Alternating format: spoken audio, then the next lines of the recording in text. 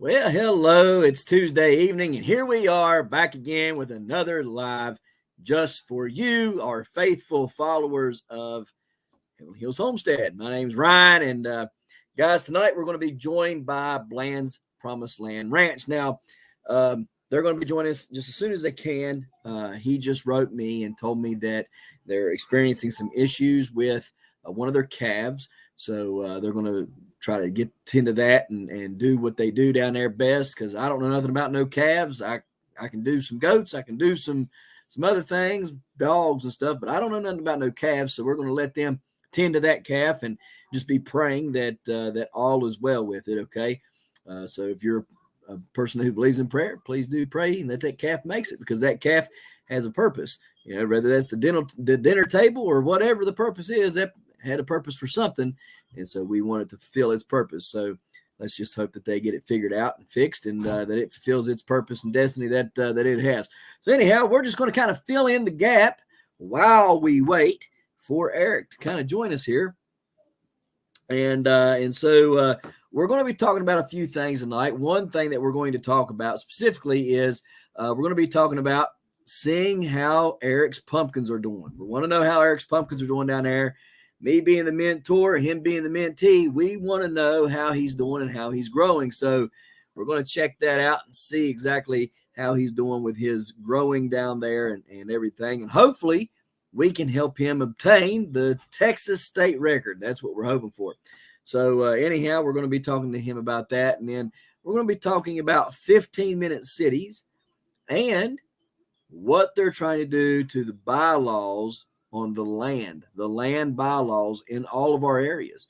And are they trying to do land grabs on us? We want to know. We want to know. So we're going to be talking about that stuff just as soon as Eric gets on here. But to fill in the void and fill in kind of where and what we're doing, let's just kind of go over some seeds and stuff. So we're going to be planting some of these this year, but we've got several seeds here that we're going to be planting. So just kind of talk about these. You got the Giant Perfection Mixed Aster. It's annual peony type, extra large flowers, great for cutting. Formula mix, has all the best colors. So that's going to be nice. It's going to be very pretty. The next thing we have here is this Cafe Lot. All right, and it says it comes a striking departure from the typical flower colors. Petals from come in a large range of coffee tones, from mocha to light roast caramel with golden throat.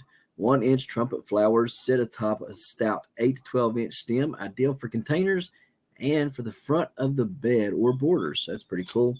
Can't wait to get those. I like dark stuff like that. Chocolate cherry sunflowers and things like that. Beautiful sunflowers.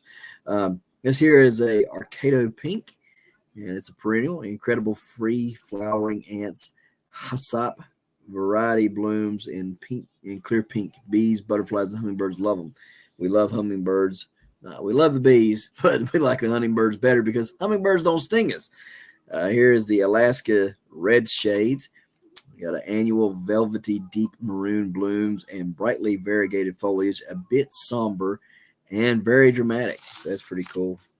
Then we have this purple Laylet Viola. It's 85 days, beautiful bicolor blooms, snow white petals pop against their boysenberry bottom petals. These sweetheart blooms are versatile for a number of uses, from filling pots and window boxes to beds and borders. Edible flowers. That's pretty cool. We like edible things around here. Chocolate daisies, native wildflower with yellow blooms that smell of hot cocoa. The stamens are edible and taste faintly of chocolate. Clumping perennial reaches 1 to 1.5 foot tall. The plant will slowly grow year after year. Popular border plant, hardy from zone 2 to 10. So that's pretty interesting right there. Then we have these peppermint sticks. It's a balsam, annual balsam variety, lovely red, white, and mottled single bloom. Really make a beautiful statement in the garden. Let's see, we got some Matsumoto red striped. It's 85-day annual. This stunning magenta and white striped aster was specifically selected as a cut flower. Strong 24 to 30-inch stems and sturdy 2-inch blossoms make for a stellar addition to arrangements. as well as to the garden bed containers and borders. That's pretty cool. Got the sugar phlox here, the very fragrant blooms, pale lavender to deep violet, white star-like centers, and intricate contrasting striping. Make great borders, bloom all season long. We got the violet wild, the petunia here. It's a South American native. Oh, I could be showing you guys some of this stuff, huh? Probably ain't been showing y'all. I've just been reading it. There's a phlox. South American native wildflower is low-growing, heat-tolerant florist, easy to grow and bloom all summer long. It was traditionally used as a hallucinogenic. Hallucinogenic? Do not ingest. Widely studied, could be toxic. Yeah. Hallucinogenic. Yeah, we don't need none of that. No. Imperial Japanese Morning Glory. Let's see here. Invite this antique Japanese Morning Glory mix into your garden, and your landscape will be enveloped in extraordinary and intriguing blooms in range of colors and forms. A living collection of some of the best Japanese varieties from history, especially from the Edo period. So I don't know when that was, but look at this poppy here. 98 days, bloomed, burst wide open, frizzled, frilly, white petals, making a beautiful ruckus in the garden. A blizzard of 5-inch white blooms will blow in the breeze atop a 3-foot tall plant. Opium type poppy variety believed to date back to the 1760s. I didn't think they could sell opium poppies. Opium type poppy variety believed to date back to the 1760s. Huh. Well, probably don't want to plant those in West Virginia. Somebody be out there trying to milk them. Dwarf coral garden, mixed coxcombs, large head, sometimes reach 8-inch across on dwarf plants, range of vibrant colors. See, trumpet mix here. These are pansies. Annual, a charming mix of bold tones from violet to plum gold, tangerine, and even including a splash of bicolored petals. Tidy and compact plants reach 8 to 10 inches tall and are about as wide. The perfect choice for planters and window boxes. So those of you who are just joining us, Eric will be here shortly. They're dealing with a sick calf. So Blaine's Promised Land Ranch, they just messaged me there a little bit ago before we started, and they said they're dealing with a sick calf, and they'll be here just as soon as they can. So this one here is another purple viola. Let's see, beautiful bicolor blooms, snow white petals, pop against their boysenberry. Yeah, we done read that one. And then we got this lettuce here. This lettuce right here has been doing pretty good outside. This Rocky Top lettuce, we've been using it all winter long, and we've had some really good success with this Rocky Top lettuce. Its improved formula blend is now better than ever. It includes some of the non-listed varieties, sow in thick bands for a cut and come again. And it does work really good. We like this really good so far. And then we have the solar flare lettuce right here. Kind of puts you in the mind of the Merlot lettuce a little bit. It says Dr. William Moyes Weaver created this showy, fiery colored semi-romaine lettuce from a 1600s variety called Spotted Aleppo. And you can actually find the Spotted Aleppo still to this day. So those of you who don't know. But anyhow, the 8 to 10 inch heads are slow to bolt, and the lightly ruffled leaves remain tender throughout the summer. So that's good to know. So there's those kind of seeds that we just went through right there. Just kind of going through some things. Let's see here. Trying to find out what else we might have here. Here we go. Here's some cool, interesting seeds that we had just gotten in from our buddy up north, Cameron. Cameron sent these down here to us. We did a little swapping, little seed swaps. And so he sent me some KS Lemon Starburst. Been wanting to try these seeds for a very long time. So this is the Kang Star Lemon Starburst right there. And you guys can check out Kang Star's channel on YouTube here. But these are his seeds right here. So that's going to be fun to try these out. Kang Star Lemon Starburst. These here are Jay's Peach Ghost Scorpion. So these will be fun to try out. Then he sent me some of these Brazilian starfish that we're going to try out. So, and then we're going to try out some of these Trinidad sweet seeds here. Try to get down there. There we go. Trinidad sweets right there. All right. Seemed like I had another thing of them in there somewhere.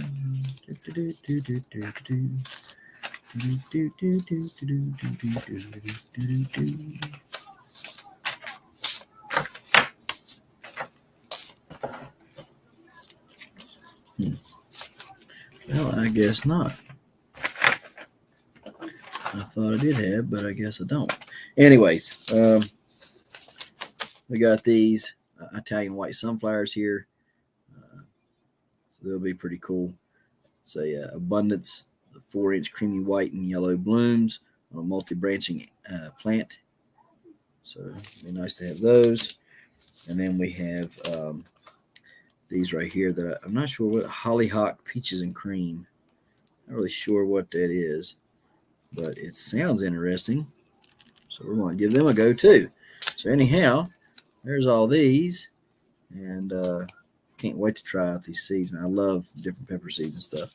So we got those, and yeah, so we're just waiting on them, and I'm sure they'll be here any moment. And I'm just ready. We're excited for the season to start, man. Very excited. Been ready for this all stinking winter long. And now that it's here, it's snowing. Can you believe that? The wind's been blowing horribly. It's been snowing like crazy. And yeah, it's been a horrible start to a daggone growing season if I've ever seen one. I mean, it seems like the years just keep getting worse and worse and worse. So yeah, we'll just keep on trucking and stuff. So yep. But anyhow, we're let's see here. Let's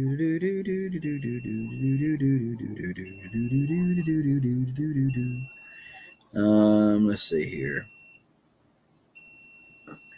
If there's any questions you guys have, go ahead and ask them. If you've got any questions about any of our growing techniques or any of that stuff, I'd be more than happy to answer that right now while we're waiting on Eric and them to get here. If you're wanting to, we still got some challenges open up. If you'd like to get into those, you can check those challenges out on bigpumpkin.com. You can also check out some of the other challenges that I have. I have the longboard challenge that is still open. The YouTube challenge is closed, and there's 10 of us in there so far. So that's going to be a lot of fun. Can't wait to get videos going on that stuff. So we're going to have a lot of fun this season. Hopefully, we're going to have a lot of fun. If the weather cooperates, we'll have a lot of fun. If it don't, well, we'll just be doing our own thing, I reckon. So anyhow, let's see here.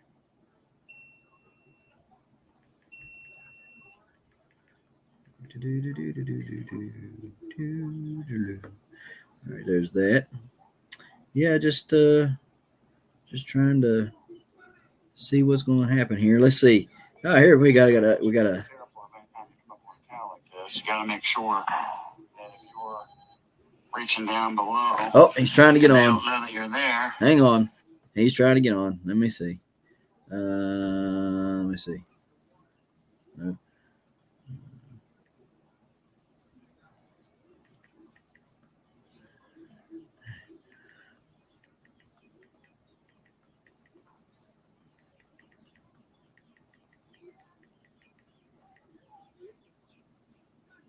Let's see here. Stream. There we go. And go down here to this one. Copy. Okay, got that. Go back out. Over here. Come here. Go there. Search here.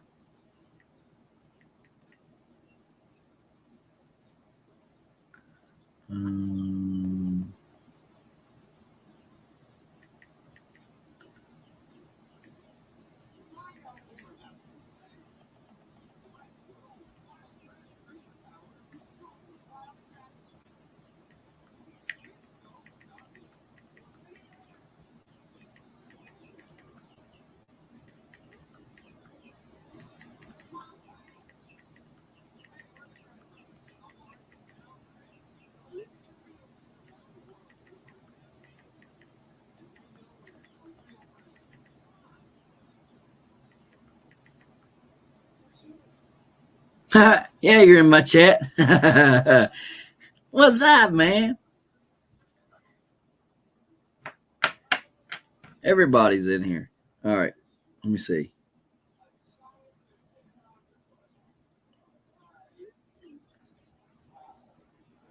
Drop the link in the chat. Phooey. Hang on a minute. Then make a kick. Let me see. I have to do this right here. I'm horrible live. Here. I'm horrible live. There's a link. Here. I posted it.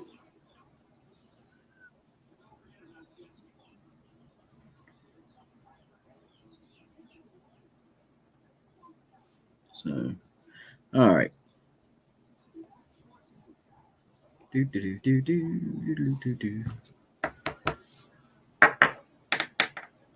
What's up, Hematite Homestead?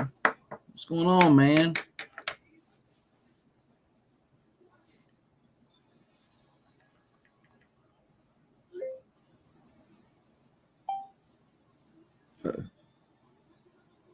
There we go. What's up? What's going on, man? What's up? What's up? Nothing. You get that calf? You get that calf took care of? I think so. Yeah. What's Yeah. wrong with it? Well, she was born last night. I had some issues with her latching on, and so last night we had to tube her, and then this morning I tubed her. And Monica told me while I was at work that she was trying to latch on herself.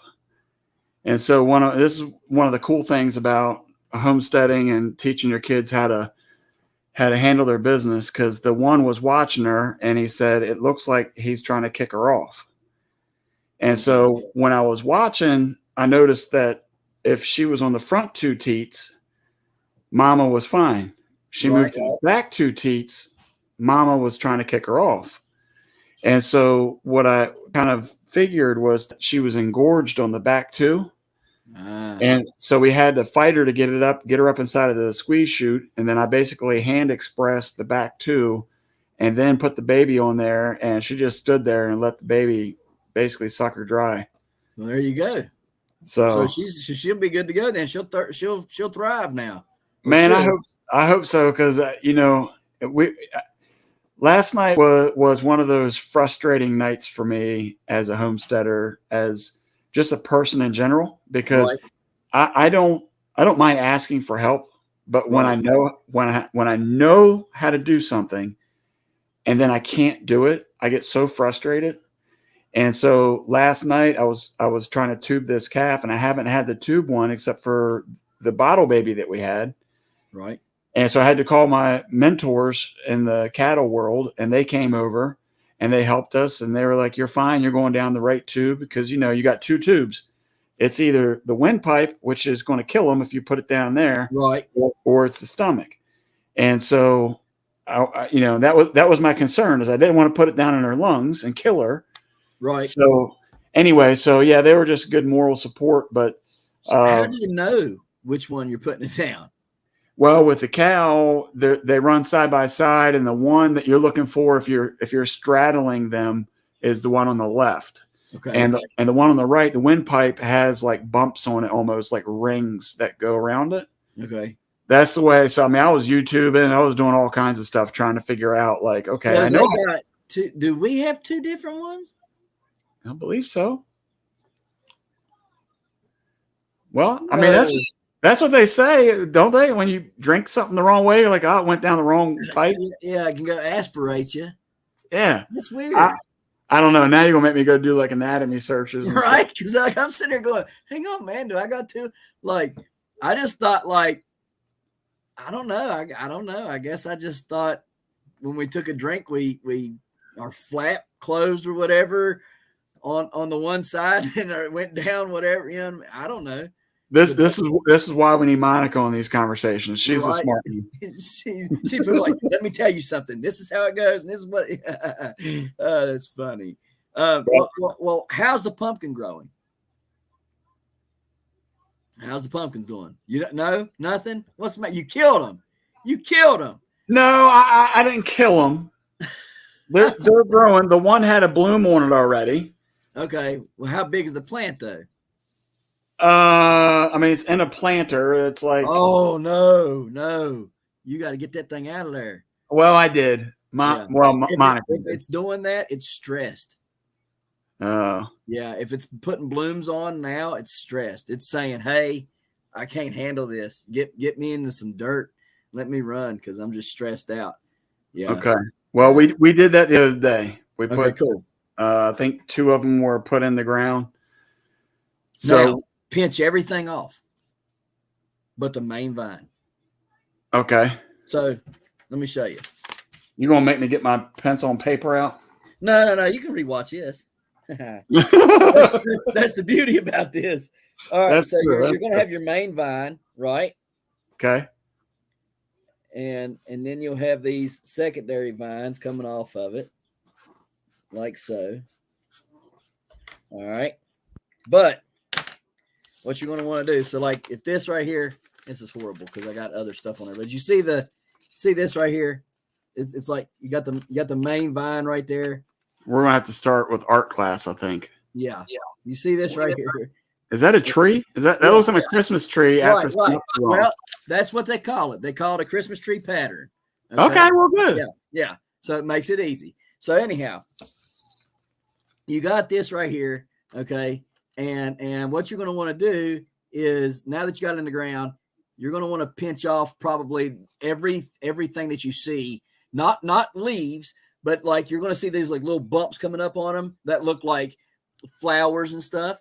Pinch those off, okay? Let that main vine get about 2-3 foot long, okay? And then start letting the secondaries come out on that, okay? Which are these right here, okay? The things that come out to make it look like a Christmas tree, that's your secondary. So you got your main vine is the one that goes straight up, and then the side ones are your secondaries, okay? So what you're going to do is you're going to let it get about 2-3 foot long, and keep the secondaries off of it and all the blooms off of it till it gets about 2 or 3 foot, and then start letting the secondaries grow, okay, and do their thing. And you're going to want to get you some stakes, some meat skewers, like a wooden meat skewers, and just cross them like this over the vines, okay. And that way they're training them to go in the directions you want them. So you can train the main vine to go in the direction you want it.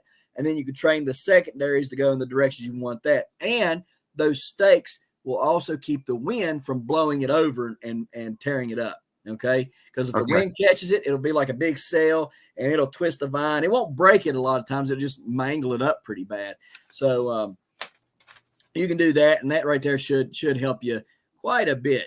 But yeah, I mean, I think you, if you're already there, that far ahead of the guy that I sent you pictures of earlier, you're ahead of him, so you should be able, and depending upon where Willis is, I don't know if it's north or south of you, but if you're further north than him, you stand a better chance at growing a better and bigger pumpkin than him anyhow. So that would be quite interesting too. Hello there, Minnesota Doggy Mama and Grammy, and everybody else that's in here in the chat. Glad everybody's in here. So yeah, what else has been going on before we get to the topic of discussion real quick? Okay. So, well, real quick, I just went ahead and Googled where Willis is, and Willis is actually almost directly south of me. Right. So going towards Houston okay. Yeah, they're just north of Houston, which means they're going to have hotter temperatures, but more moisture. Okay. But you can, if you've got cooler temperatures and you can give them things enough water, you'll be all right. Do you got a well down there or no? No, it's all collected water. Collected water? Okay. Well, I would say, how many plants do you plan on growing total? 3? And how many of them do you want to make it to the end? Just one? If you can make just one to the end? Or you want all 3 to make it? I mean, look, if I'm in it to win it, I'm trying to make all these things. Okay. You know?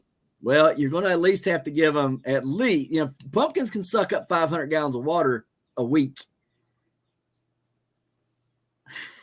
So you're going to at least want to give them at least 100 gallons of water. I live in the desert, for crying out loud. Hey, I mean, you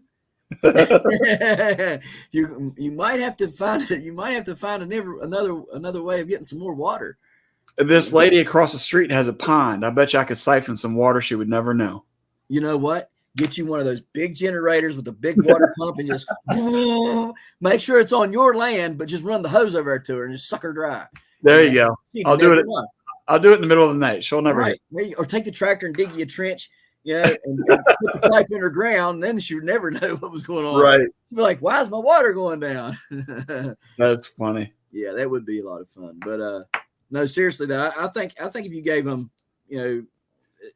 try to give them at least 100 gallons if you can. I mean, I know you can't, because if you're in a drought and you got to get your cattle's got to have water. You know what I mean? So they're prioritized, right? But if you can, try to give them as much as you can, because that'll help them. And then there's some things that you can give them that will help with drought and heat tolerance, and will make them more drought and heat resistant. And the ones that I sent you are going to be somewhat drought and heat tolerant because they've been grown in the South.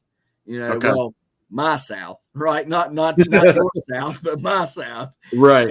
So they should be somewhat acclimated to the 90-degree temperatures. You know what I mean? And stuff. And humidity is another thing that they should be okay with. But you probably don't got a lot of humidity down there. It's probably dry heat. So it's got a little humidity. It's nothing like up there where you are. Right. Yeah, no, it's like the tropics or something here, man. It's rainforest type humidity. You know what's odd? Korea and here on the same parallel, the 35th parallel. Okay. All right. Now, if you know where Oak Hill is, right outside of Beckley. I know Beckley. All right. So in Fayette County, Beckley's in Raleigh County. Fayette County is where Oak Hill is. All right. There's a bridge in Oak Hill. It says 35th parallel. And I kept seeing that, and I was like, why does that sound familiar? And then it rang, oh, yeah, I was in Korea, 35th parallel. That's where the DMZ is and stuff. And then I was like, oh, yeah, that's why it was so much like home in Korea. Big, tall mountains, humid. The only difference was it smelled like human crap over there. Yeah, because they use human crap to fertilize with. Oh, yeah, okay. Yeah. They're big into that. I think they call it J Dam or something like that, and then that's where they ferment stuff, and then they use human crap as well to fertilize with. And I mean, like as soon as you step off the plane, you're like, that don't smell. It looks like West Virginia, but it don't smell like West Virginia. So yeah, it's definitely different. But yeah, you should be able to grow a good one down there. I think. Okay. So yeah, we're going to give it a try. Give them some seaweed extract and stuff like that. That'll help a lot with different tolerances and stuff like that. And there's some other things I'll send you links to and stuff, and give them to just help them chill out and stuff. So you should be good. I think you're in good hands. I know I'm in good hands. It's whether or not I can follow directions. That's right. or if you can tell me what's going on, because you didn't tell me you had that thing in a pot that long. Well, I told Monica, I said, Ryan said, plant it in the ground when it tips over. Yeah. And it didn't really tip over. It kept growing up. I mean, it was probably a good foot, maybe. Right. So it never actually tipped over, but then it started turning a little bit yellow. Monica's like, we need to get this out of the pot and put it in the ground. Yeah, see, I started them in 1 gallon containers. Well, I picked a big pot. Right. Because like I was telling Monica, I said, Ryan said, don't start it small and then keep, transferring it so it gets stressed out. Just do go one pot and then put it right in the ground. Yep. That's exactly right. And they generally do better. Was it root bound at all? Or I didn't see it. Monica took care of it for me. Okay. All right. Well, it should be all right. So did it start greening up immediately? Or I haven't even checked it, to be honest with you. All right. How hot is it down there right now? It's not too bad. I think today was like 75, 79. Well, it's perfect pumpkin weather. If you, Yeah. I think if you can get that thing out to 10 to 12 foot before you get hot and set fruit before it gets extremely hot, you'll have a great chance of setting the record down there, man. But if you're going to have to really make him work. You know what I mean? It snowed here. It was snowing here today. What? Yeah. There was people woke up with like 4 to 5 inches of snow today. That's crazy. Yeah, well, it's insane. This ain't, what happened to global warming? I thought we was all going to, oceans were melting and say like ice caps were melting and stuff. I thought we was all going to be floating. No, yeah. We got snow. What happened? Global warming said, peace. Y'all done got too crazy for me. I'm leaving. Oh, I tell you. Yeah. No, down here in Texas, they've said that some of the older folks that have lived here their whole life, they've said that the last 3 or 4 winters have been completely out of character. Yep. And I mean, we've had like week-long 0-degree weather. We've had week-long single-digit weather. Well, isn't that weird though? You guys have been experiencing that. And up here, I was out in shorts and a t-shirt. Yeah. And you don't do that in the wintertime up here. Right. Right. So it's almost like we switched, it's really, really odd, strange things have been going on, which kind of brings me up to what we were going to Brampton Gardner. But it kind of brings us up to what we're going to kind of talk about today, which, I am not a conspiracy theorist. I don't like conspiracies. I want the hard evidence, the facts and stuff. Right. But sometimes there's so much stuff that builds up, collects, that you're just like, okay, some of this stuff is making sense now, right? Like, and you can't say that it's conspiracy anymore, right? And so for years, people went on this thing of they're controlling the weather, this, that, and the other. I don't know if you've ever heard of the HARP, right? Which HARP is the system that they've got out there that they can literally control the weather with, seed clouding, chemtrails. It just goes on and on and on. It can go down a rabbit hole real fast, right? But then when we're faced with weather like we've been having, and in Texas, you're having these weeks of 0-degree weather, and in West Virginia, where we should have 0-degree weather, we're having 70-degree weather, and we're out here in shorts and a t-shirt. Something is not right. And now we're having snow in May, which, not to say that it hasn't or could not happen, but it's very rare and few and far between that it happens. And when you're talking to older people that are in their 70s and they're like, hey, this is strange. Lived here all my life. Something ain't right. You kind of take note. You kind of listen to that and you take notice. And you're like, okay, they've lived here all their life. They're saying this is strange. Something's up. And I think it kind of gives credence to those things that we're hearing, that, well, we can't see hard facts of it. We see, we can go and look at videos all day long of chemtrail stuff. We can look at videos all day long of the seed clouding. That's factual stuff we can see, right? I mean, we can see the planes that have these little tubes on them and they're kicking the stuff on and off, to call the chemtrails or whatever. And we can see the seed clouding that they literally do. And there's no difference on seed clouding than there is whenever they're making snow for snowshoe or winter place. Winter place is 20 minutes from me. Literally, I drove down there the other day and you see this mountain of snow, right? And it's like, it's 80 degrees. How did they got snow on there? Right. And then you're like, oh yeah, that's right. They have those machines and, and it makes its own snow. And then, like Brampton here, she says, we had a week in the 80s, early April, and then it's been in the 40s ever since.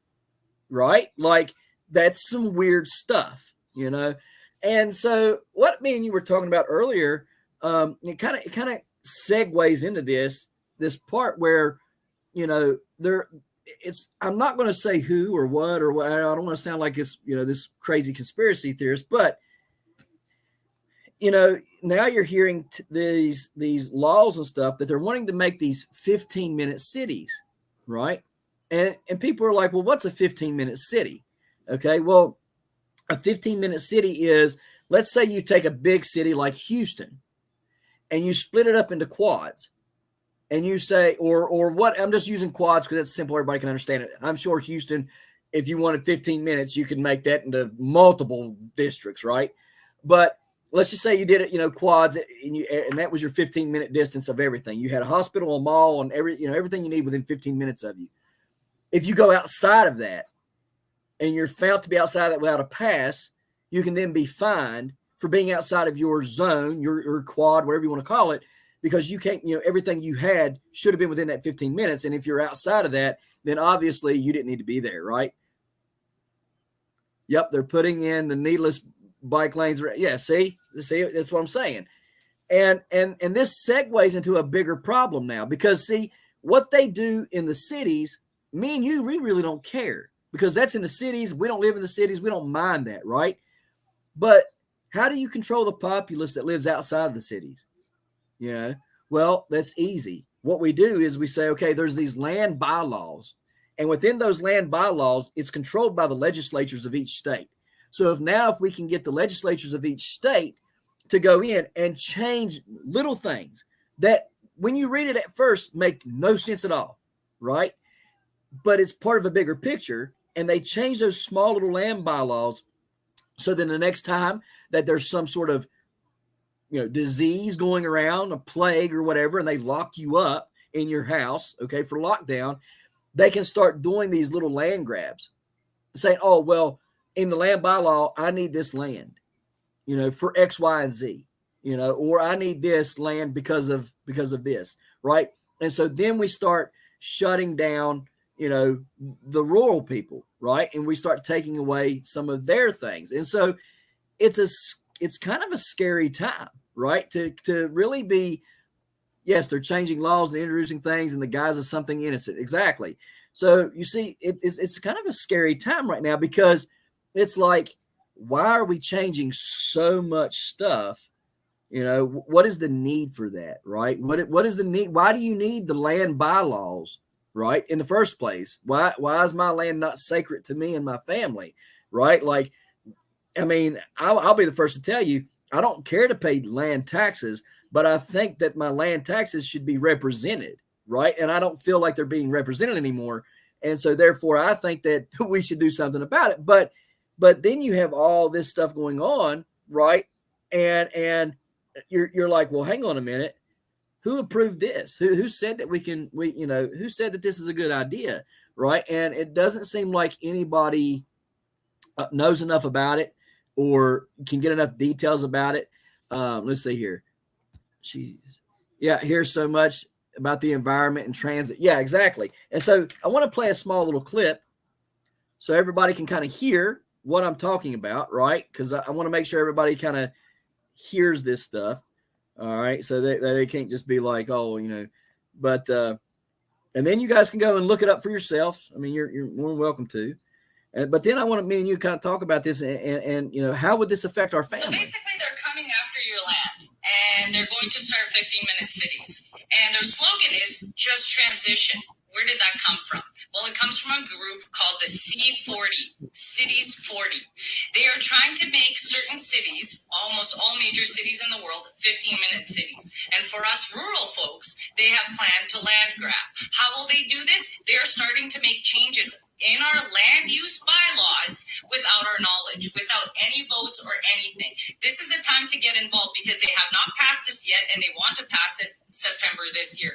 Everybody in rural communities, everyone in large cities, start calling your mayors, start calling your MLAs and asking them what are the changes that they want to make to the land use bylaws so that we know, because this is what they're going to put in there. They're going to make slight changes that don't really make sense, but you will have to watch that in case of emergencies or lockdowns or climate lockdowns, what are they allowed to do to your land? Those of you who think that this is a conspiracy theory, this is already happening in the Netherlands with the farm protests. And those of you who really think that we're out to lunch, remember 2020 when you were just touting, oh, it's only 2 weeks to flatten the curve? Yeah, how did that work out? And then remember when you were saying it's safe and effective? Yeah.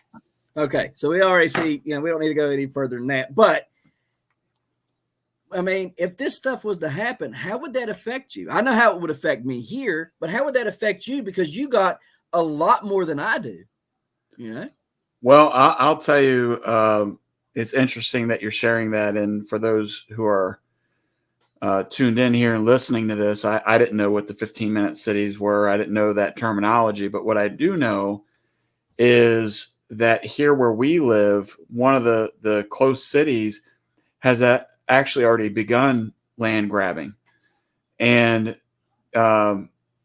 ironically, about 2 to 3 years ago, when we were trying to incorporate our city so that we were our own entity, right? There was a lot of people fighting back and forth about that. And, one of the big things was they were going to put a highway right directly in front of our house. And by state law, the house has to be 50 feet off of the highway. Right. And at where I live, because of the way the road is, 50 feet actually lands behind my house. Right. Which means the house would have had to gone. Right. And you had to rebuild or move completely. Correct.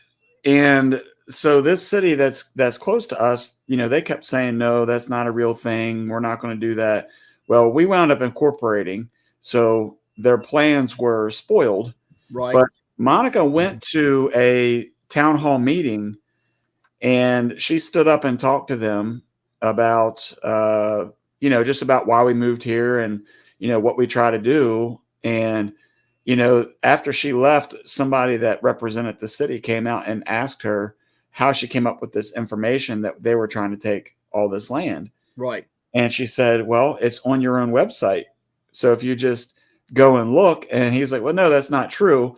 And so she pulled it up on her phone and she said, is this your city? Right. And then of course he couldn't, deny it at that point in time. But fast forward to about 2 weeks ago, my brother-in-law, sister-in-law had told us that there was a portion of the news that was going to cover this city and what they're doing. And it was a big town hall meeting down in one of the high schools. And they basically are land grabbing about 7,000 acres. And that's a lot. And they are putting in highways. They're putting in an extension to the main highway system that goes to Dallas.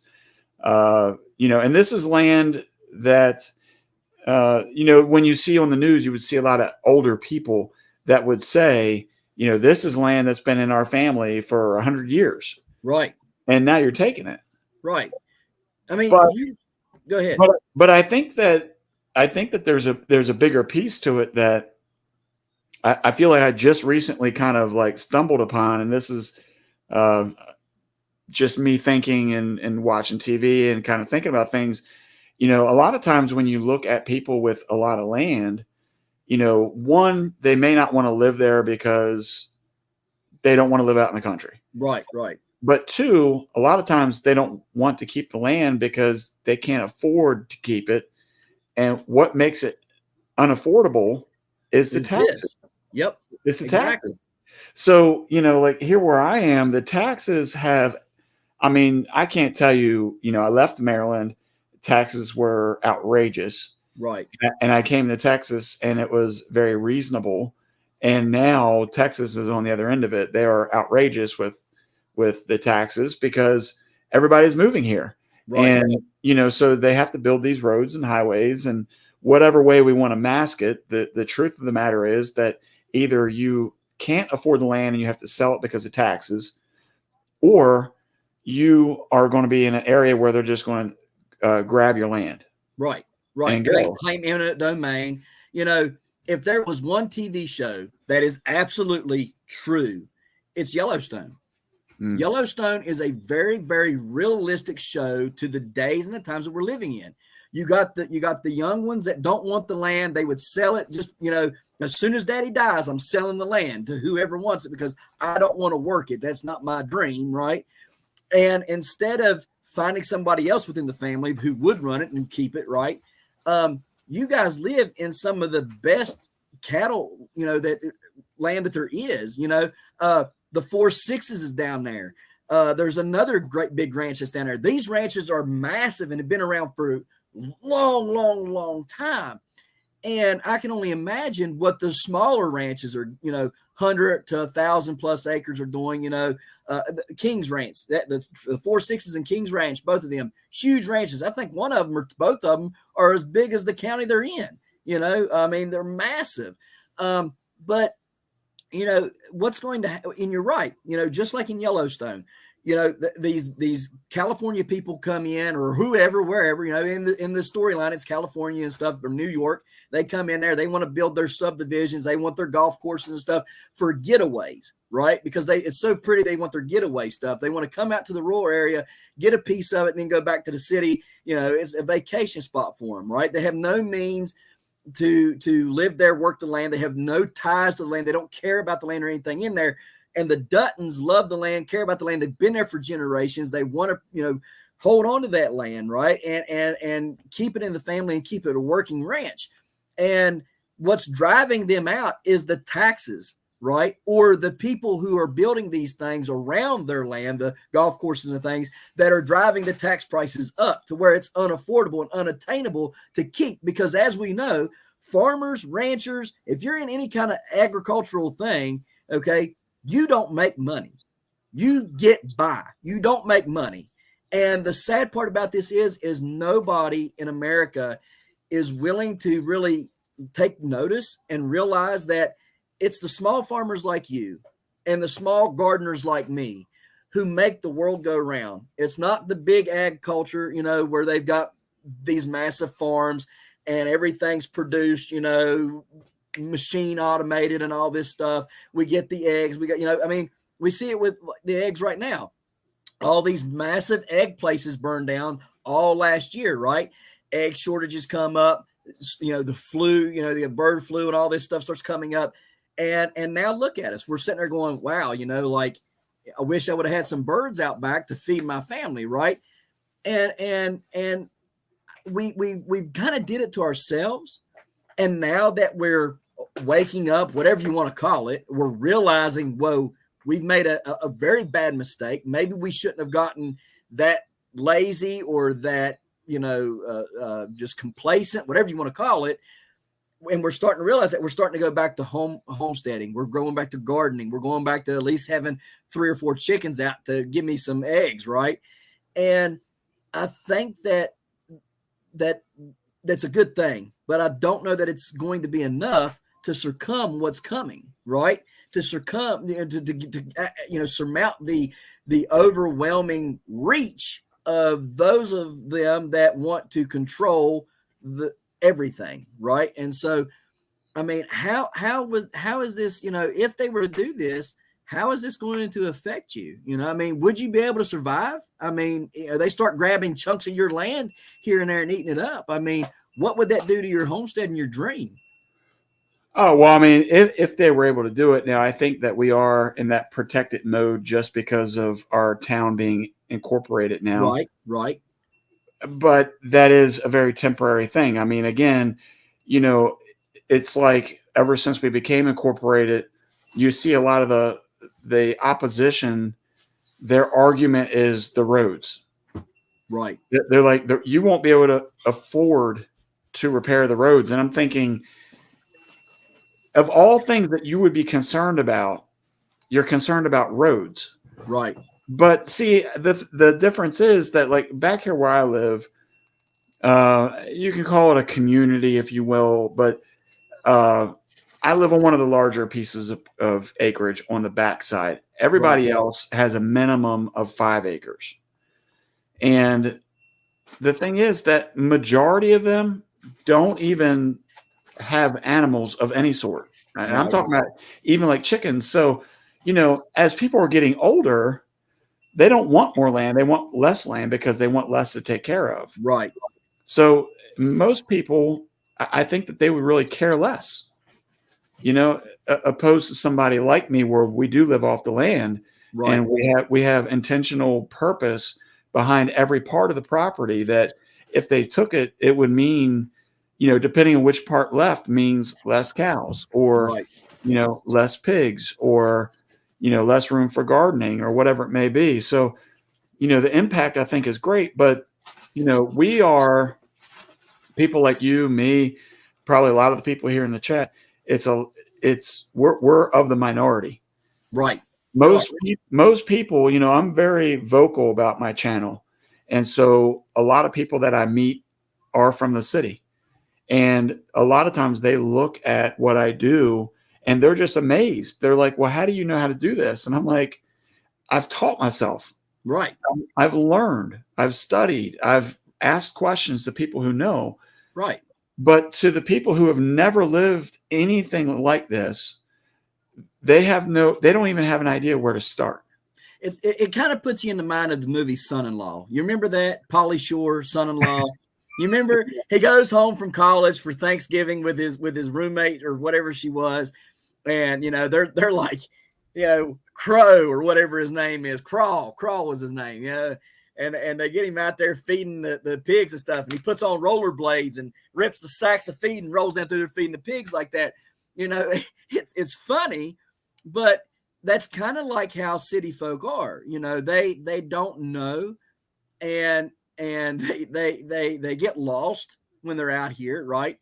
And I think sometimes we could be a little bit more inviting as a community as a whole to those people. I think a lot of times we see them as the foe, right? You know, we're kind of like, not in a bad way, just as, you know, you're not cut from the same cloth, and you know, we probably don't agree on a lot of things, so we kind of make this divide ourselves, right? Where we probably should kind of wrap our arm around them a little bit more and say, hey, come here, let me show you something cool. You know, let me show you this calf, right? Or let me show you these rabbits or these pigs or whatever, right? And kind of welcome them into the community with something cute, cuddly, whatever that you know, kind of gets their attention and make them, you know, see what it's about, right? Because I'll remember this.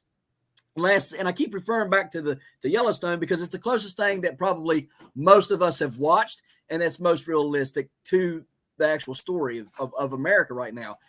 You have this girl in season 4 who is a protester against all these, you know, animal rights things, right? She goes out on the ranch and she sees, oh, what's not so bad, right? And then she ends up going and staying at the Dutton house in season 5, and she's out there watching them get branded. You know, the cows get branded. She's like, that was just brutal, you know, heartbreaking at times, you know, but she could see that there was no malice behind that, right? That it was a necessity, and that as human beings, we don't like to do that either, but we do it out of necessity. You know what I mean? And most things that farmers do, you know, are out of necessity. Tagging ears, branding the cattle, whatever we do, it's done out of necessity to ensure that our brand or our cattle, if it was stolen, we can track it. We know where it's at, you know, or the ear tag, you know, hey, we know we marked that one. We give it X, Y, and Z, you know, we've took care of it or whatever, right? Or if it's got pink eye or whatever, you know, we know how to separate them. We do those things for all those reasons. Hey, Homestead Aquarius, thanks for coming in. But you know, there's tons of reasons why we do things like that, and so I think it's important that we maybe not have such a divide when they come out, you know, or we be a little bit more courteous when we're there and say, well, maybe you should come out and see how it's really done.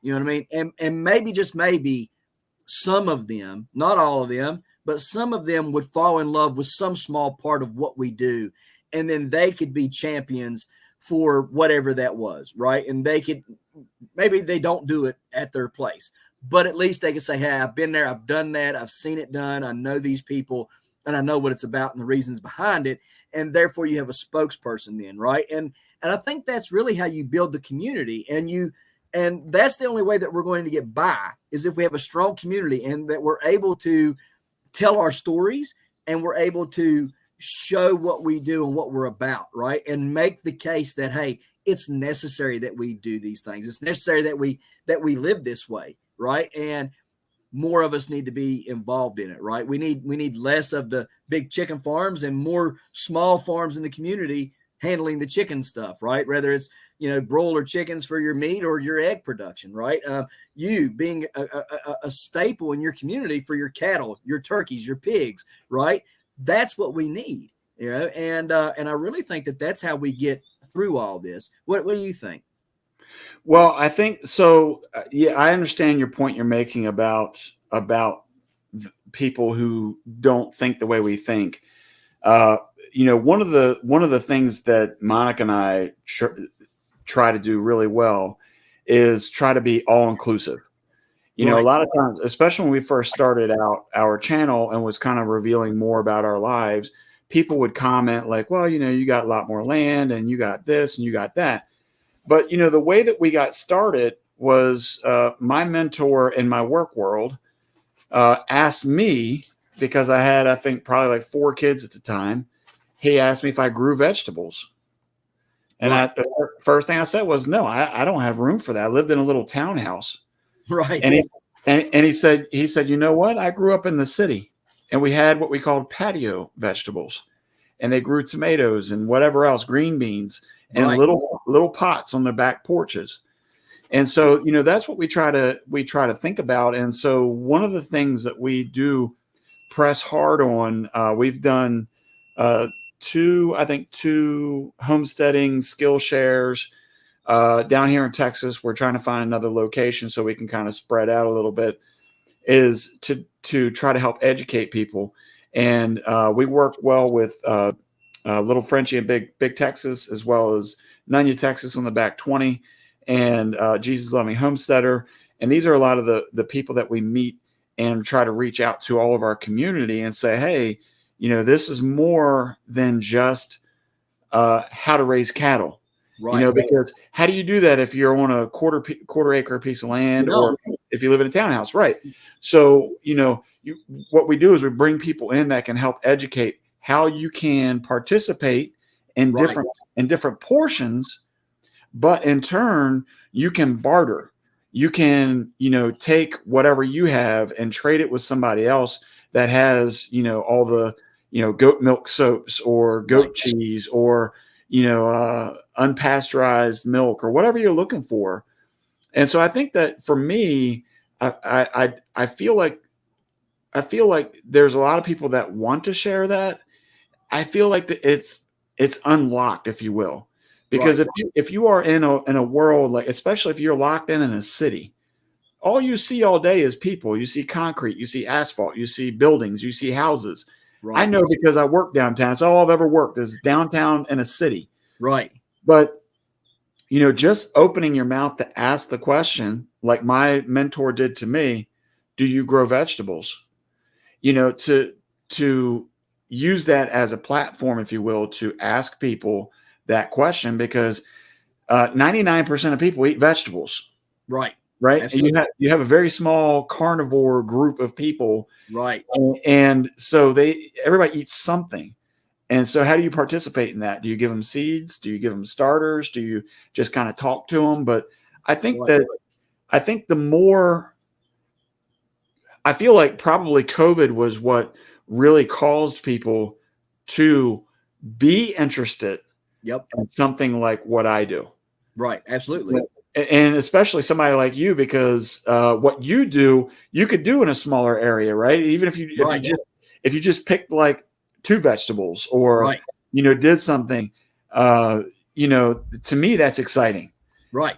And that's honestly, that's one of the biggest reasons I want to grow this big pumpkin, is because it's another opportunity for me to show people that you don't have to have a massive piece of land. Right. You can just square off, 10 square feet or whatever it is and get after it. That's right. Absolutely. And see, that is what giant growing is about.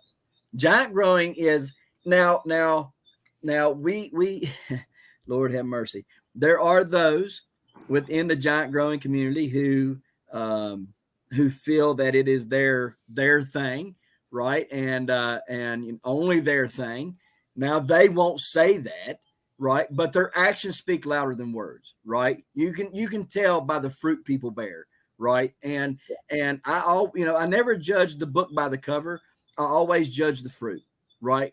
And because I mean it's so easy to look at the fruit that people bear and say, okay, it's either good or it's bad, right? And we, both of us, we're both Christians. We both know, the Bible says that bitter water and sweet water will not come out of the same, the same well, the same vine, right? And so people who talk out of both sides of their mouth, right? Bitter water and sweet water coming out. Well, we can tell that. And so, but I try to be that light in the giant growing community that says, hey, you know what? Okay, those types of people are all over the world in everything that we do. It don't matter if it's a water bottle company. I guarantee you there's somebody who says my bottle of water is better and, blah, blah, blah, blah, blah, right? I mean, it's just that silly. That's how people are. And so what I try to do is say, hey, no matter where you live, no matter what your living conditions are, right? If all you have is a patio, you can grow a giant tomato or a giant whatever, right? A giant sunflower, whatever.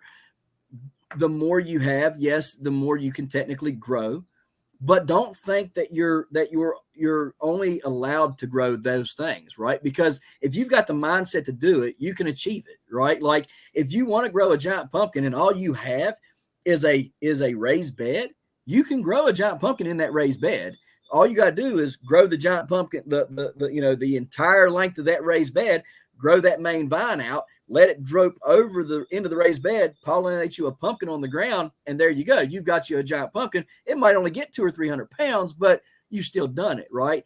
Right. And so it's trying to show, just like you said, trying to be invitive, trying to be inclusive, trying to show people that, hey, this is obtainable. No matter what your goal or your dream is, it's obtainable. You can do it, and you can have fun in doing it. And I think that's another thing that gets lost in translation a lot of times is people look at it and say, I've got to do it, or I want to do it. And they lose the mindset of having fun doing it.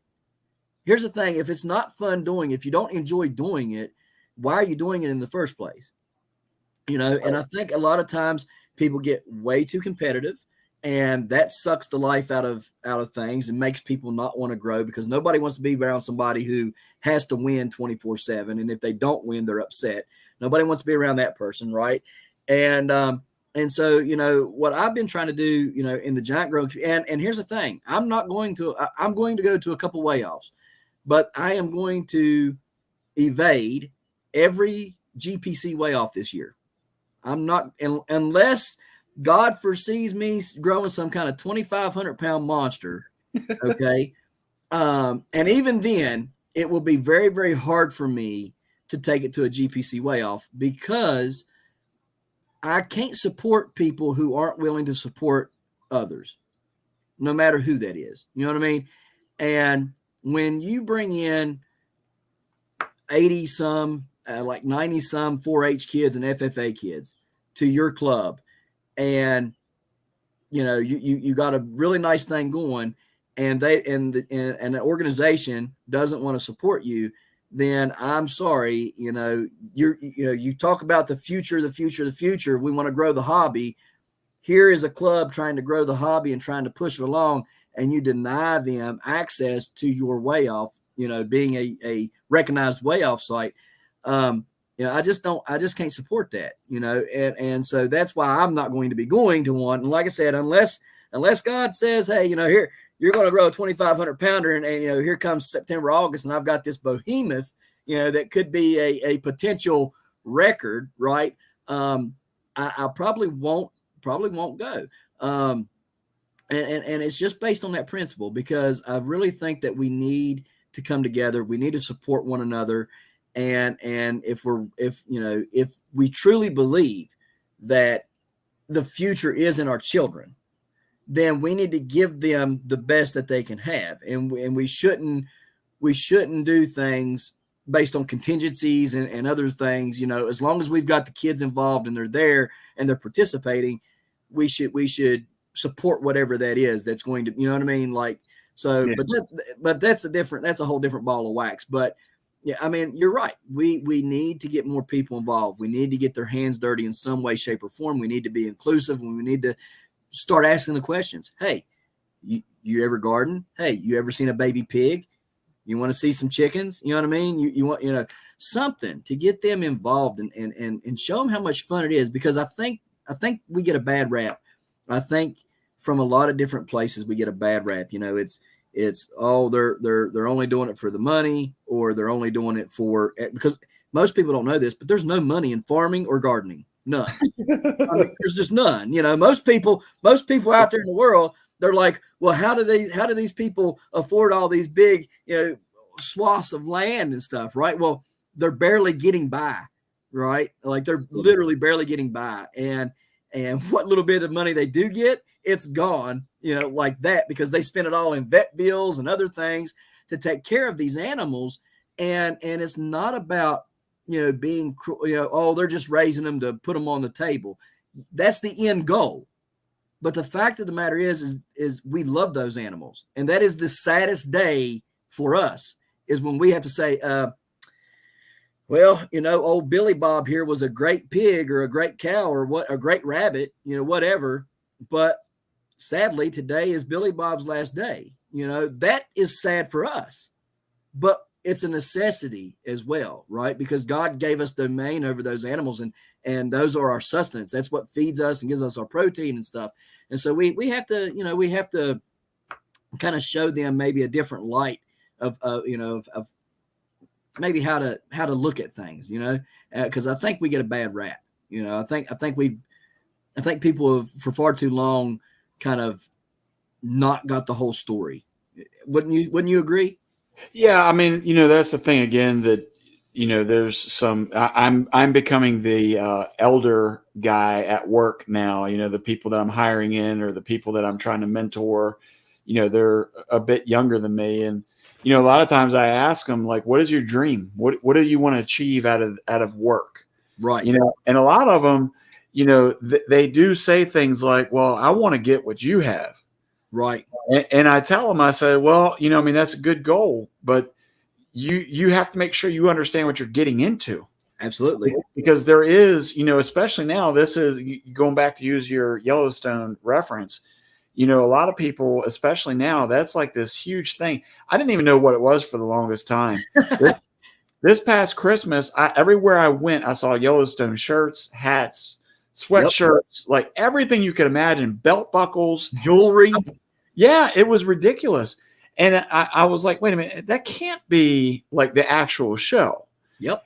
And so I figured that out. And, what I found was, people kind of, they've glorified, a cattle ranch. Right. And so I've done some videos here recently where I started out with, a lot of people think this is easy. Right. Let me tell you what's happened, because you walk in the door and it's like, oh, by the way, we have a sick calf that just was born. Or, right. Oh, by the way, I know that you just sat down, because you just, you were in an hour and a half worth of traffic and you're trying to eat dinner, but the fence is broken. There's a cow outside, and, so I think it comes down to just like anything else in life. It's education. Yep. Taking time to educate people, being truthful Absolutely. about what you're saying, because, again, people have this like misconception of what like a cattle ranch is, or, like what it actually takes to grow vegetables is right. not just you throw the seeds in or the plants you bought from Home Depot and, you go out and check them every now and again. I mean, it's a commitment thing. And, in this world that we live in, everything is so fast paced and everybody's so busy keeping their mind occupied with, Instagram, Facebook, YouTube, whatever it may be, that they just don't have time for a lot of this other stuff. And that's where, again, the educational side of it is, let me explain to you. If you are in this, because they'll ask, well, what do you sell a cow for? And I'm like, $1,000. They're like, that's what I'm talking about. Yeah, but that didn't say that you didn't make no money on that $1,000. Well, but it was very little. Right. But, and that's the thing that I explained to them is, well, we had a drought. And now I have to ship in 100 hay bales from the state of Mississippi, which is 2 states over from where I am. And I'm paying $110 per round bale. Right. So now you go do the math, because if I don't want anything come out of my pocket, and I need 100 round bales, again, you're looking at quite a bit of money. Yeah, a lot of money. Yeah. Well, that's perfect. What you're saying right now is perfect, because in Yellowstone in season 5, they went through something. They didn't have any hay. He has to ship them from Montana to Texas for the wintertime. And he's talking about $1 million a week to run them cattle down there. So go ahead. I'm sorry, I didn't mean to interrupt you, but that's just, just so people get some kind of money wise, how much it would cost. Yeah. I mean, look, if when it comes to education, there's more than just understanding the animals and things like that. You have to understand the ebb and flow, if you will, Right. of the ranch and how you do this. I was actually just talking to my mentor for cattle last night when they came over to help us with that sick calf. And, he started asking us, he's like, well, when do you process these cows? How do you pick which ones you're going to go with? And I said, well, first of all, it's typically a male because I just don't need bulls. Right. Number one. But number two, because they're grass fed, what you have to understand is that I have to be 2 years ahead of the game, because typically when I take a bull to process, he's 1.5 years to 2 years old. Right. So, so that calf or that cow, that bull, I'm carrying for 2 years on my property / on my hay bill. Right. So, when you're doing that and you're thinking about 2 years down the road and which ones you want to pick and things like that, every season that you're holding them, you're paying money out. Right. So again, that goes, to your reference of Yellowstone, where it cost $1 million a year or whatever. The education side of it also comes from, where do you get your money from? Right. How do you save, or how do you get to that dollar amount that you're going to need? In order for me to spend $10,000 on hay for a season means I have to sell 10 cows or 10 calves, or I'm going over to the pig department, if you will, and I got to sell so many of those, or chickens or eggs or whatever it may be. Right. Because a lot of times what you see, and what most people probably know, is those big time ranches, again, using Yellowstone as your reference, of what he didn't want to do was ever take a loan out. Right. He did. Right. Because once you take a loan out, now your end goal, your destiny, whatever you want to call it, is now in the hands of the bank. Yep. And at any time they can call that loan out. Absolutely. And that's for us, the education that I try to give people is figuring out how do you save the money so you're never out of pocket. Right. That's always the goal for us. And so, I mean, and like you said, bartering, at what, okay, so I got all these hay bales, maybe I barter with that guy and say, hey, X amount of calves, if you bring me the hay, I'll give you X amount of calves, you take them back with you, or whatever. Right. I mean, you got to figure something out. And like you said, in order to keep it afloat, and then you got to also know your means, and I think one of the biggest mistakes we make as new homesteaders, we try to move too fast. A lot of us do. We say, well, I seen so-and-so with this on their channel, and I seen so-and-so with this. I want emus, I want muscovies, I want this, I want that, I want this. And we amass all this stuff. And then we're like running around like chickens with our heads cut off, because first we didn't learn much about them before we went and got them. Then when we got them, we was already knee deep in a lot of work to begin with everything we already had. And you see people going and getting rid of stuff where they were like, well, we had all this, we decided we didn't like that, so we got rid of that and we invested in this, right? And I mean, they eventually find their way, but there is a huge amount of those people who don't find their way and they end up quitting, right? Which is not what we want. We don't want people quitting. We want them to be successful. And so the other thing is, we need to really tell them to, hey, take your time, slow down. Rome wasn't built in a day, and neither is a homestead. So take your time, let it grow as you grow, right? Let it make money as you make money, and then turn it in, turn those profits into gains, and it sounds like that's what you guys have been doing there pretty well. Well, I want to say too that, the misconception with a homestead is the fact that you will be self-sufficient. Right. And that is a huge misconception.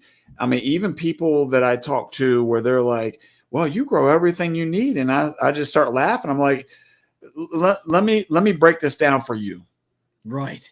I still buy toothpaste. I still buy deodorant. We still buy detergent. We still buy this, that, and the other thing. And then the first thing I say is, well, why don't you do your own goats so you can make your own soaps and milks? And right. And the first thing I tell them is, because I don't have time. Yep. And that's what you have to remember is slowing down and get out of this mindset of, I'm going to be completely self-sufficient, because you're never going to be. No, the only way and you would still have to barter a lot. But the only way that you would be even semi self-sufficient, we're not going to say whole, we're going to say semi self-sufficient, is if you didn't have a day job and the only thing you did was ranch, farm, garden, whatever, right? And even then, you're still going to have a whole swath of things that you're going to need. Well, look, some of my favorite shows to watch on Discovery Channel is all the Alaskan shows. Yep, I love it. But I'll tell you something that I never realized until I started homesteading, and that is, where do they get their batteries from? Where do they get their boots from? Where do they get all their gasoline for their snow machines? Right. And and who's buying these parts when they break? Because look, I live on a ranch. I know the amount of time and effort that goes into repairing four-wheelers and tractors and trucks and things like that. And it's a TV show. The thing, and that's what a lot of times you kind of get lost in that world because you which is good. I mean, that's right. To me that's the enjoyable part, is you feel like you're out in the middle of nowhere right along with these folks. Right. But the reality of it is you cannot be self-sufficient. Even if you were a good part of you would still rely on somebody. Even if you're bartering with other people, you would still be relying on other people. But right. Personally, I feel like that's the way that God has created us anyway. I think so. That we are a community, so you find those people that you're like-minded with, and you share, you help, right. What was in the old days, they did the barn raising, as a community, Amish still do that. Yeah. I mean, do you think that in the old days when they were helping build houses, like every guy was a full-on carpenter? Nope. No. Some guys still couldn't measure. They still were crooked with everything. And they're like, no, I'm not worried about it. Let's just build it. Exactly. I mean, and that's what's so good about the Amish community is that sense of community, the sense of, well, sister so-and-so can't bake worth a hoot, but she can sure knit and make some clothes. Right. Yeah. And so you got that whole community. Well, this one makes clothes. This one makes blankets. This one makes soap. This one makes, baked goods or whatever. This one builds houses. This one plows fields. They all help each other. Right. Yeah. And that is how I really, just like you said, that is how we were made. That is how we were created to be. It wasn't about this, this came around because of greed. Right. But before this was ever around, it was, you have a skill, I have a skill. I'll trade my skill for your skill, and we scratch each other's back. You know what I mean? And that's how the world went around. And it was a lot better then, But when men started looking around and going, well, I might have that skill, but I would rather not use these, and I would rather use this instead. That's where the money come in. Yeah. And that's where businessmen come from. You know what I mean? And so that's where, like, I don't know if you've watched 1923 yet. That's the new spin-off series of Yellowstone, right? Okay. So 1923 is going through this whole thing of the Duttons have made it there in 1883. They've got the sons of 1883 are now raised up, have kids of their own. And the uncle and the aunt of the original 1883 characters, which was Tim McGraw and Faith Hill, have now become Harrison Ford and Miriam something. I can't remember her name. Anyhow, that's the aunt and uncle. That's the brother to the first one that went out there, James, I think, Dutton. Anyhow, now you have this tycoon out there who is all about the gold that's in the hills of Montana, and he and a goat ranch or a sheep farmer. The sheep farmer wanted to put his sheep on everybody's land. He didn't respect territory, right? So he was just trespassing after he'd been told not to. They strung him up, and instead of doing what they should have done, which was making sure the job was finished, like men are supposed to do, go over, grab his ankles, and break his neck for him, right? They just leave him sitting there with a horse under him, and the horse just kind of walks off, right? And he's able to get up and get himself out of the noose and goes home. Well, now this guy the sheep farmer goes to the gold tycoon and says, I want John Dutton's land, or the Dutton's land. And he says, I'll give you an army. Well, then they go and they shoot up all the Duttons. Now they're in this fight for this land, because a businessman is at the helm, and he says, well, I see gold there, and I don't care about the cattle, and I don't care about the sheep, and I don't care about anybody else around me. All I care is about the gold that's underneath the ground, and I'm going to rape the land, get what I want. The heck with everybody else. I'll let them feud and fight it out, and I'll give him an army to kill this guy's off. That's what's ruined America, is businessmen. Not all businessmen, but the vast majority of businessmen have raped and pillaged the land of America and the people of America. Good and well, coming from West Virginia, we live in one of the poorest places in America. There are places here that you can go on YouTube, go to soft white underbelly. I encourage everyone to go to soft white underbelly. When you get there, look up the Whitaker family that's here in West Virginia, Odd, West Virginia. Look them up. He goes there several times a year and takes care of these people.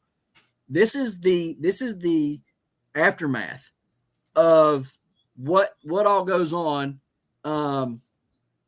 What all goes on when people come in, businesses come in, rape the land, take the coal, don't care about the people, let all kinds of toxic stuff get into the water systems and stuff to pollute the well water and everything, and people drink it. Okay, now you can see the effects of those things, right? And it's not good. West Virginia, if you look it up, West Virginia is the only state, only people that have ever had bombs dropped on them from the federal government. Google it. Blair Mountain. Google Blair Mountain. See what happened on Blair Mountain. You're going to make me do all this research, man. Yeah, because I think it's important that we understand, it was all about the coal mine wars. I don't know if you've ever seen the movie Matewan. Have you ever seen the movie Matewan? Great movie. It's about West Virginia. It's about the coal mine strikes. My dad actually played in it, met James Earl Jones. Really good guy, played in that movie as well. If some of them might know, most of us probably know James Earl Jones, but it's about the coal mine strike in Matewan.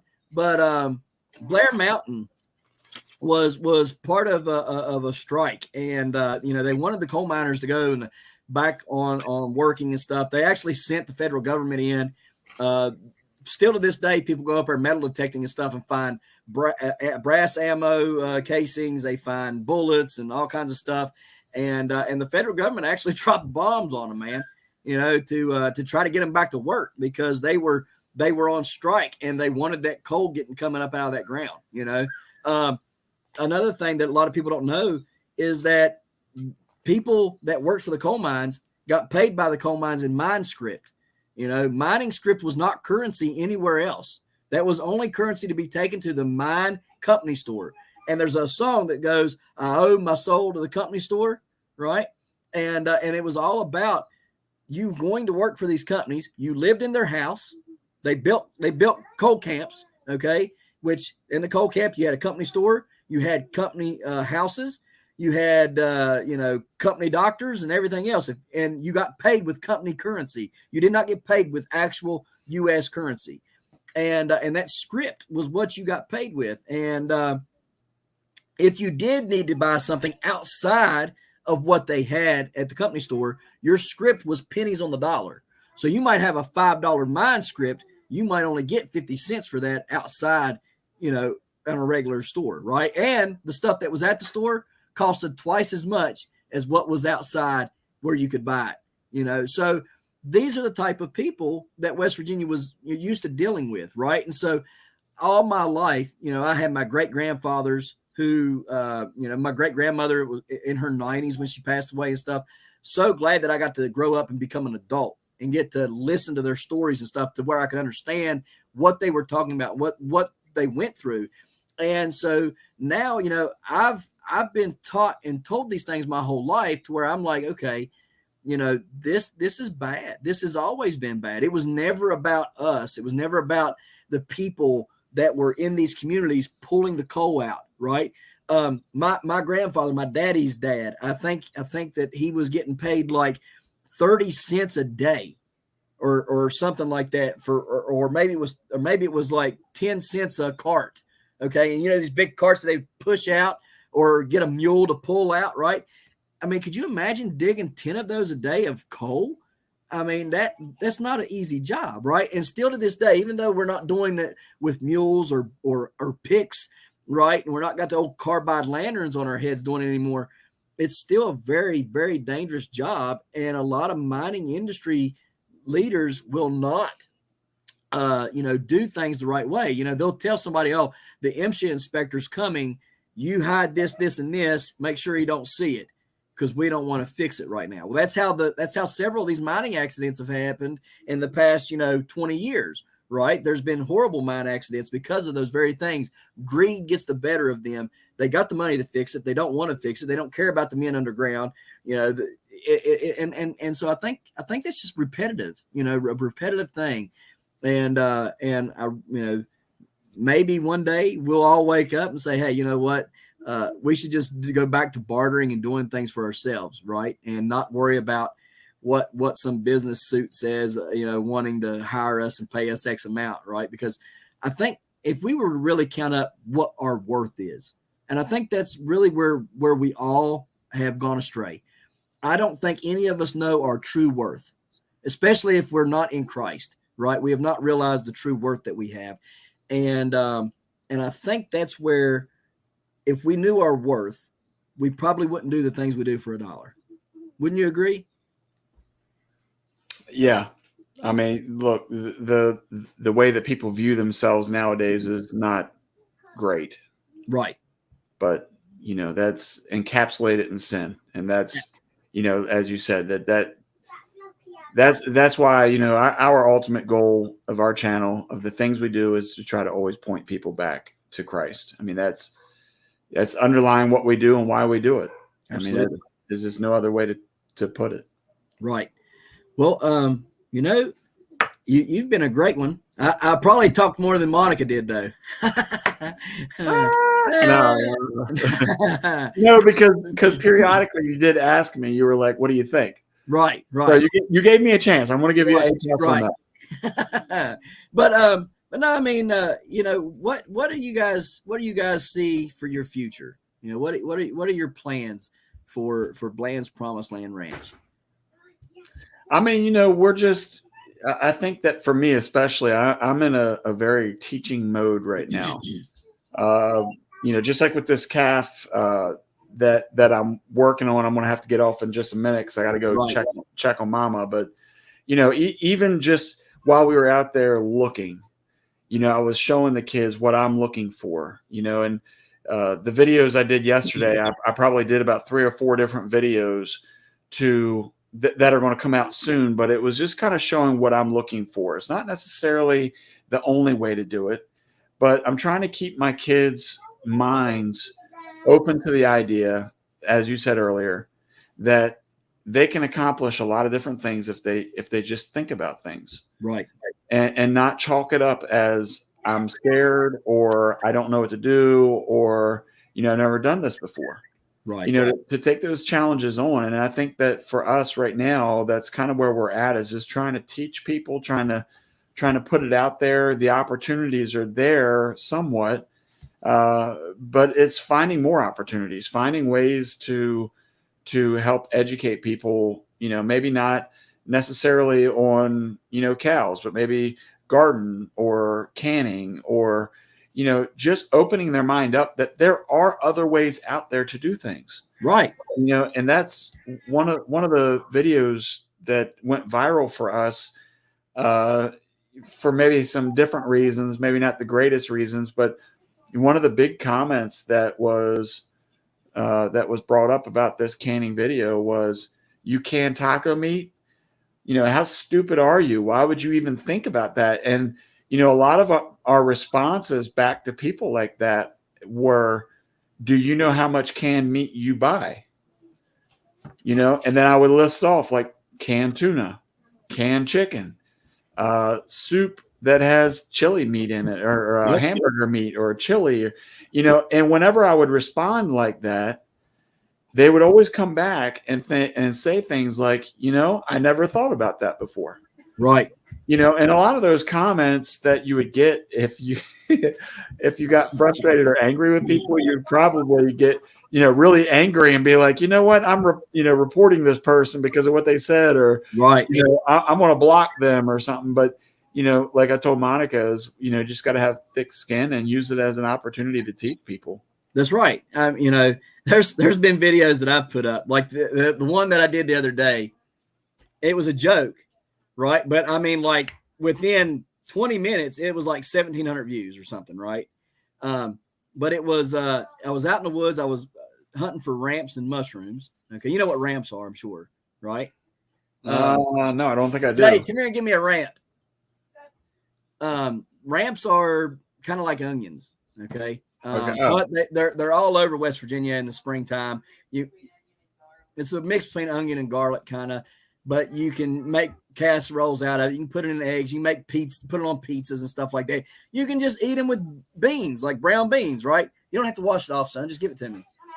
Anyways, we were out there hunting for them and mushrooms, and I was on this real steep embankment, and I was just kind of taking little clips of everything. You know what I mean? Just like going like, oh, this is cool. I'll take a clip of this, you know, just for shorts, right? Because shorts get a lot of attention, and that's what gets views, and that's what attracts to the channel. So I ran across some deer poop, and I said, oh, look, Mountaineer M&Ms, right?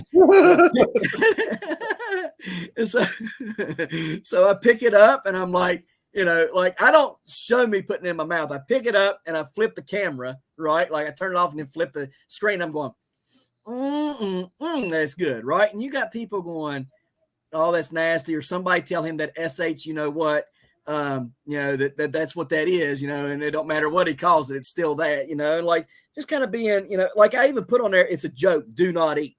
You know what I mean? Like, because you know you have to do that nowadays, because there's some people who take you serious and say, well, I seen him eat a deer turd, so I'm going to eat it too, you know. And so you have to put that you're joking, you know. And I put it in the video, big print, you know, this is just a joke, do not eat. And I even put it in the title, and you still get people, you know, making comments like that, you know, like, hey, tell him, you know, you can't eat that, or tell him, you know, and it's like, why can't you just enjoy it and laugh? You know, it was a joke. It's funny, right? But here's a ramp. Now, I know good and well, you lived in Virginia, West Virginia, you've seen these. Yeah. You know, Yeah. They got the two leaves like that, and then they're, you know, a little bulb right there, right? And the whole thing's edible. It's really good. And a buddy of mine who lives out here, I've never been able to go and find a ramp patch. I hunt every year for ramps, can't find them. And I hunt for mushrooms every year, and I get lucky every once in a while and find some, right? But like the morel mushrooms. And so anyhow, he was out here, and I told him, I said, man, I need a place to go where I can find some ramps and mushrooms, you know?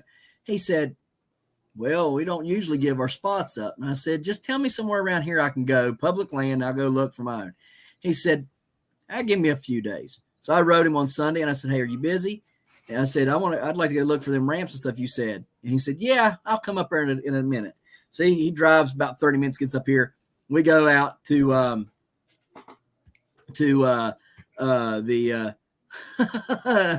but we go up to his dad's place, and there's like within 5 minutes, we find 3 mushrooms right off the bat, right? And I'm talking, I can go walk the woods for a year and don't find them, right? And so we find them, we get more mushrooms, we bring them, and he's like, yeah, once we're looking on this side for mushrooms, we'll walk over here and we'll go to the ramp patches. There's 3 of them over there.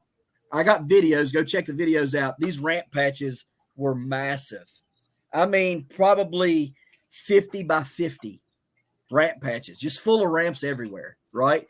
And I'm going, when I seen it, it was like I heard from heaven, oh, you know, and I'm like, because I've never found a ramp patch, you know, and I'm sitting there going, I'm sitting in ramp heaven, right? Like, look at all these ramps. I don't have to buy anymore.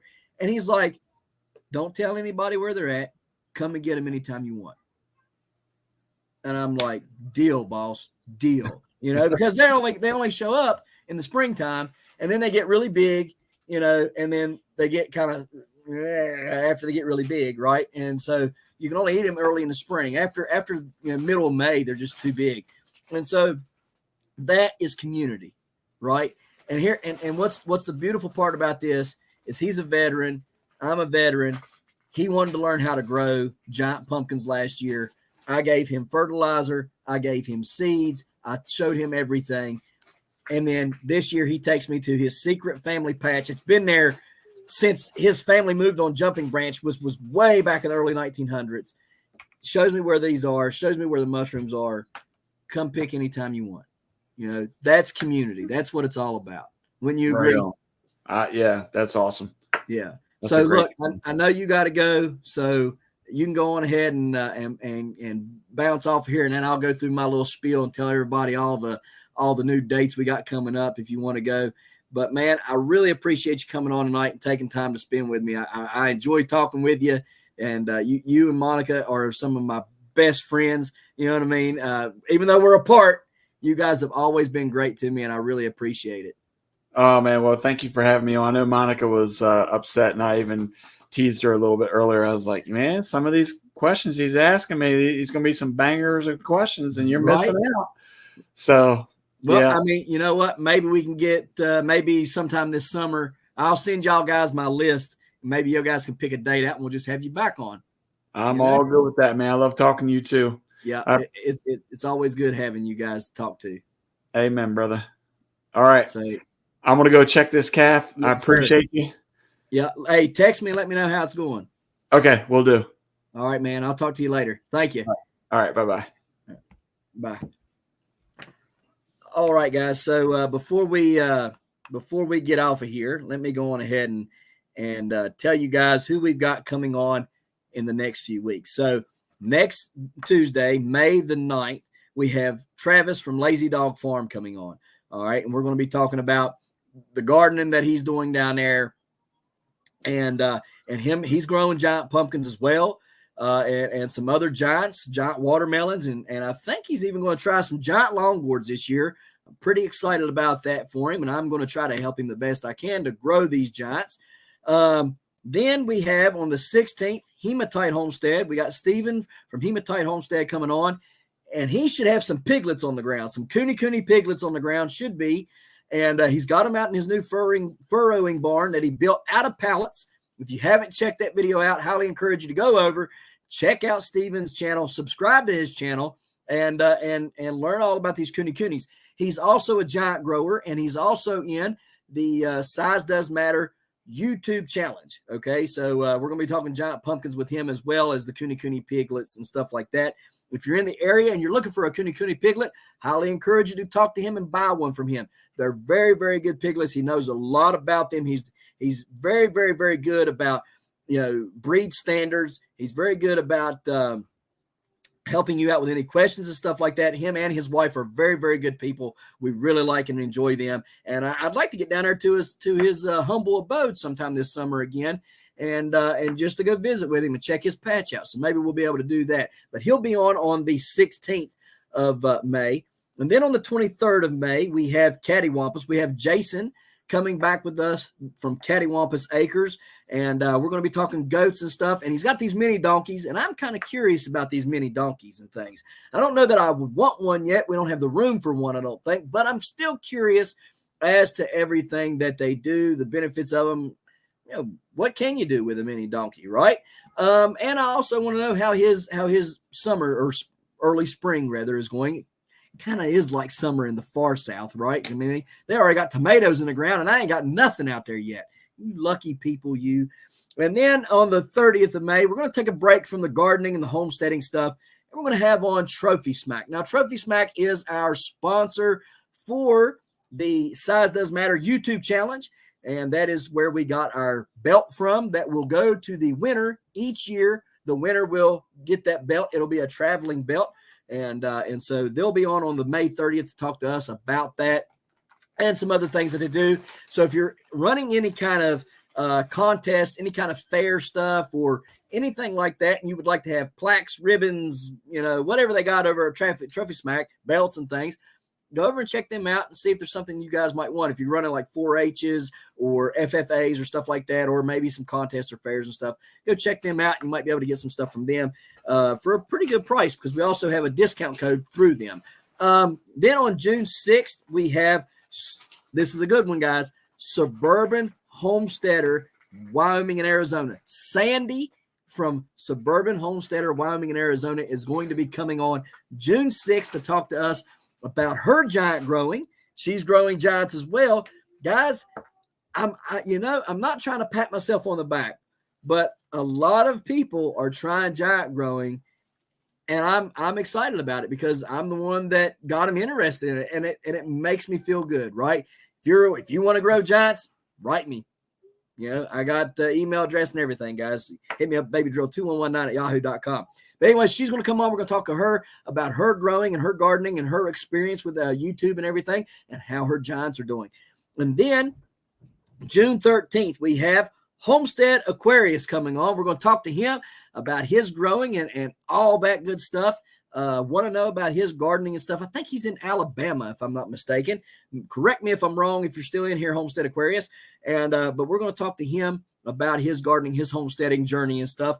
Can't wait for that to happen, guys. And also, I am on Team Wilson, okay? And so it's been pretty good. They're a great group of people. I've really liked and enjoyed them. I've had a lot of love shown from Team Wilson. So I hope I can really help Team Wilson out this season and grow a whole bunch of food for Team Wilson. So then on June 20th, we have Two Doctors Homestead coming on. Great channel, great people. They really know their stuff. I mean, they're very informational. Love their videos. I love how they do them, and can't say enough about them either. Everybody that's being on, all these channels are great. They're very informational. If you're not subscribed to them, definitely go give all these guys a subscribe because they're well worth your time watching them. And then on June 27th, it's empty. So if any of you out there would like to come on, you can message me at babydrill2119yahoo.com. In the subject title, put live stream. All right. Now, I've reached out to several other channels. Some of them have told me no. Some of them have told me maybe later on this year. Some of them are some really big channels.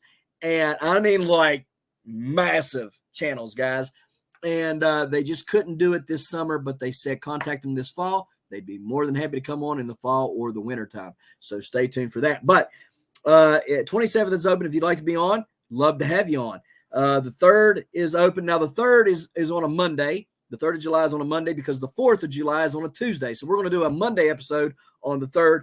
It's opened as well. The 11th is open. Then on the 18th of July, we have Extreme Gardening and Travis Ginger coming back with us to talk to us about how our summers are going, our growing is going with Extreme Gardening products. Okay, so it's going to be an update video that we're going to be doing on July 18th. And then the 25th of July all the way through, the 25th of July through December 26th is open. So, guys, if you want to be on any of those dates, please contact me. All right. Again, babydrill2119yahoo.com. Subject title, live stream. If you want to come on my live stream, it don't matter if you're a big channel, small channel, my size channel. I don't care. If you want to come on, I want you to come on. All right. And I want to help you any way I can. If you're a small channel, I want to help grow your channel.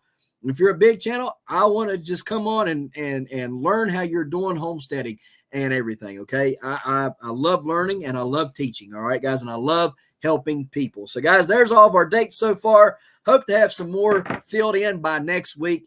Guys, I appreciate each and every one of you watching tonight. It really means a lot that every one of you tune in and watch us the whole way through. And, guys, we're going to get out of here. So, from the Hollers and Hills of West Virginia, we appreciate you watching, and we'll see you next time right here in the Hollers and Hills of West Virginia. Peace.